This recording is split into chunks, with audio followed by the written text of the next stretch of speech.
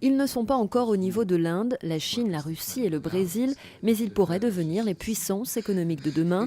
Les CIVETS, un groupe de pays composé de la Colombie, l'Indonésie, le Vietnam, l'Égypte, la Turquie ou encore l'Afrique du Sud, sont en pleine mutation et affichent des perspectives de croissance très encourageantes. La Jeune Chambre économique, en partenariat avec la Chambre de développement économique et la banque HSBC Private Bank Monaco, a organisé un dîner-conférence pour tenter de comprendre quelle dynamique anime ces pays au marché si différents. Ce sont des pays qui croient en gros autour de 4% de croissance l'an depuis maintenant plus de 10 ans.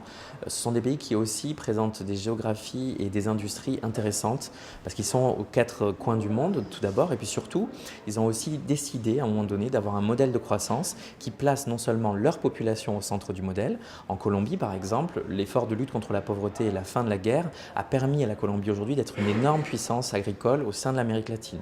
Ce sont aussi des pays qui ont choisi l'export. Je parle de la Turquie dont le textile est connu tout autour de l'Europe, mais aussi de l'Indonésie avec l'huile de palme et le rayonnement qu'il a comme pays en Asie du Sud-Est. Donc l'idée, ce sont des pays qui ont choisi à un moment donné d'avoir des moteurs de croissance, d'aller chercher la croissance dans les pays alentours, mais aussi au sein même de leur population jeune, qui consomme et qui au final va représenter des vrais potentiels pour des exportateurs, notamment les exportateurs monégasques. Les CIVETS, un groupe de pays dont on parle peu, mais qui intéresse de près les spécialistes économiques et les investisseurs.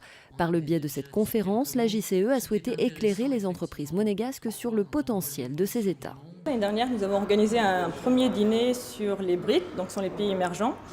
Et nous avons voulu en fait faire la continuité de ce premier dîner qui avait très bien marché et donner le deuxième volet, donc qui sont les CIVET.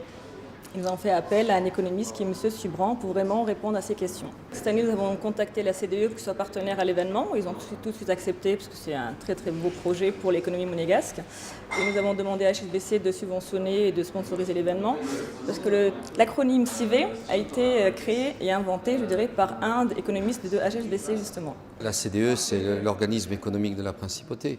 Donc lorsqu'il y a une initiative économique comme vient de le faire la JCE, nous avons voulu la soutenir, en fait participer avec elle et lui ajouter un plus. On a déjà été d'ailleurs sollicité par un des pays du CIVETS, notamment l'Indonésie, qui a souhaité rencontrer la Chambre de commerce donc, de Monaco, c'est-à-dire la CDE, pour une visite à Jakarta, peut-être en 2014, sinon en 2015.